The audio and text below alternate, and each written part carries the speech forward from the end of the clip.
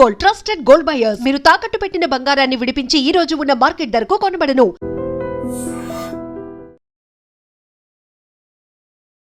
Welcome to iDream News. This is Pawan. Breaking news చూస్తున్నారు. తమిళనాడు రాజకీయాల్లో అయితే ఉత్కంఠభరితంగా సాగుతుంది. అసలు విజయ్ సీఎం అవుతాడా లేదా? మొదటి అటెంప్ట్లోనే ఎంజీఆర్ కంటే ఎక్కువ ఓట్ పర్సంటేజ్ అయితే ఆయన తెచ్చుకోవడం జరిగింది.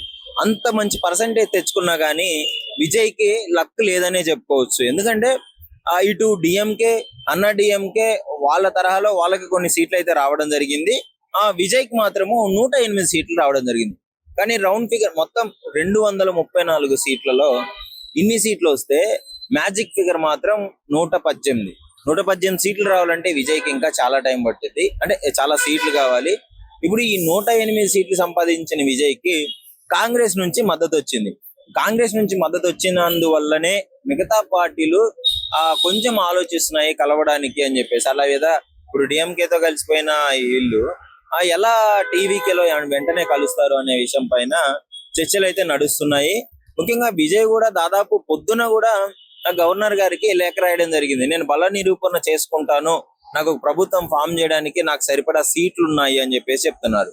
ముఖ్యంగా ఇప్పుడు 112 సీట్ల వరకు అయితే 112 సీట్ల వరకు ఏమో కాంగ్రెస్ వాళ్ళు కలిసిన తర్వాత విజయ్కి ఇంకా 6 సీట్లు రావాల్సింది. ఈ 6 సీట్లు నేను చేయగలను, నేను బల నిరూపణ చేసుకుంటాను అని చెప్పేసి గవర్నర్ గారికి లేఖ రాస్తే గవర్నర్ గారు దాన్ని తిరస్కరించినట్టు తెలుస్తోంది. మరి ఇప్పుడు భేటీకి అయితే రావడం జరుగుతుంది. మరి గవర్నర్ గారి స్టెప్ ఎలా ఉండబోతుంది, విజయ్ ఏం మాట్లాడబోతున్నారు, దీనిపైనే తదుపరి నిర్ణయం తీసుకునే అవకాశం ఉంది. ముఖ్యంగా ఈ మీటింగే నిర్ణయిస్తుంది విజయ్ తమిళనాడులో సీఎం అవుతాడా లేదా అని. మరి ఇంకో విషయం ఏంటంటే ఈ డిఎంకే, అన్నా డిఎంకే ఖచ్చితంగా రెండు కలిసిపోతున్నాయి. వీళ్ళిద్దరూ కలిస్తే డెఫినెట్లీ విజయ్ సీఎం అయ్యే అవకాశం ఉండదు. వీళ్ళు కలిసి చేస్తున్నారు అని చెప్పేసి తమిళనాడులో విపరీతంగా సోషల్ మీడియా ట్రెండ్ అయిపోతుంది. మన తెలుగు రాష్ట్రాల్లో కూడా ఎక్కడ చూసినా కానీ ఈ తమిళనాడు గురించి చర్చ నడుస్తుంది. అయితే ఇక్కడ డిఎంకే నుంచి స్టాలిన్ క్లియర్ గా చెప్పడం జరిగింది. ఒకప్పుడు డిఎంకే నుంచి అన్నా డిఎంకే విడిపోయిన తర్వాత వీళ్ళిద్దరూ రాజకీయ ప్రత్యర్థులుగా 2 పార్టీలు మాత్రమే పరిపాలించడం జరుగుతుంది గత 50 ఏళ్లుగా తమిళనాడుని. సడన్ గా విజయ్ రావడము, ఈ రేంజ్ లో మెజారిటీ రావడము ప్రజలు కూడా అస్సలు ఎక్స్పెక్ట్ చేయలేదు. ఒక హీరో అంటే గతంలో ఎంజీఆర్ గారు ఒక హీరో నుంచి ఈ విధంగా రావడము, మన తెలుగు రాష్ట్రాల్లో రామారావు గారు హీరో అయ్యి డైరెక్ట్ గా ఈ విధంగా రావడము. సో ఇప్పుడు వాళ్ళ తరహాలోనే విజయ్ కూడా వచ్చినట్టు తెలుస్తుంది. విజయ్కి అక్కడ ఉన్న ఫ్యాన్ బేస్ మామూలుగా లేదు. సో ప్రజలు పట్టం కట్టారు. విజయ్ కూడా ఒక జెంటిల్మెన్ లాగా వేరే పార్టీలను దూషించలేదు, కులాలను పెట్టి ఓట్లు అడగలేదు, మతాలను పెట్టి ఓట్లు అడగలేదు, ఈ ప్రాంతాలను బట్టి ఓట్లు అడగలేదు. ఆయన నిజాయితీగా వెళ్ళాడు. సో ఇలాంటి ఒక జెంటిల్మెన్ గెలవడం చాలా సంతోషంగా ఉందని మరికొంతమంది కామెంట్లు చేస్తున్నారు. సరే, ఈ విషయాలు ఎలా ఉన్నా ముఖ్యంగా డిఎంకే నుంచి స్టాలిన్ క్లియర్ గా చెప్పడం జరిగింది, మేము ఎలాంటి పొత్తులు పెట్టుకోదలుచుకోవట్లేదు.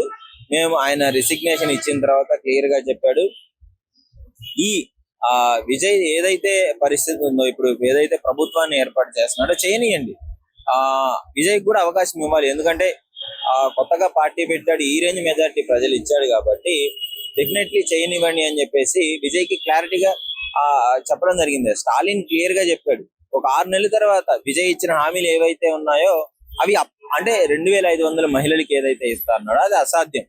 కానీ మేము ఇచ్చే 1000 రూపీస్ మాత్రం దాన్ని కంటిన్యూ చేయండి. ఎందుకంటే స్టాలిన్ గతంలో జయలలిత పెట్టిన అమ్మ క్యాంటీన్ ని అంటే ఇది ఒక వాళ్ళు వచ్చినప్పుడు వీళ్ళ పథకాలను తీసేయడము, వీళ్ళు వచ్చినప్పుడు వాళ్ళ పథకాలు తీసేయడం అయిపోయింది.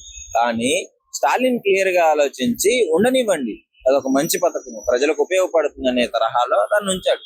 అంటే ఇక్కడ స్టాలిన్ గారి ఆ జెంటిల్ ఎంత మంచి వ్యక్తి మనకు క్లియర్ గా అర్థమవుతుంది. సో ఆయన అదే సోషల్ మీడియాలో కూడా అవుతుంది, ఓడినా కానీ గెలిచాడు స్టాలిన్ అని చెప్పేసి సోషల్ మీడియాలో విపరీతంగా ట్రెండ్ అవుతుంది. సో మద్దతు కూడా ఇస్తున్నారు. సో వాట్ ఎవర్ ఏదైనా ప్రజల నిర్ణయానికి ఖచ్చితంగా కట్టుబడి ఉండాలి కాబట్టి విజయ్కి అంతమంది సీట్లు ఇచ్చారు కాబట్టి, సో విజయ్ ఏర్పాటు చేయడానికి ఇంకా 6 సీట్లు కావాలి. ఆ 6 సీట్ల కోసమే నేను నిరూపించుకుంటాను, నాకు ప్రభుత్వం ఏర్పాటు చేయడానికి అవకాశం ఇవ్వండి అని చెప్పేసి గవర్నర్ గారిని అడుగుతున్నారు.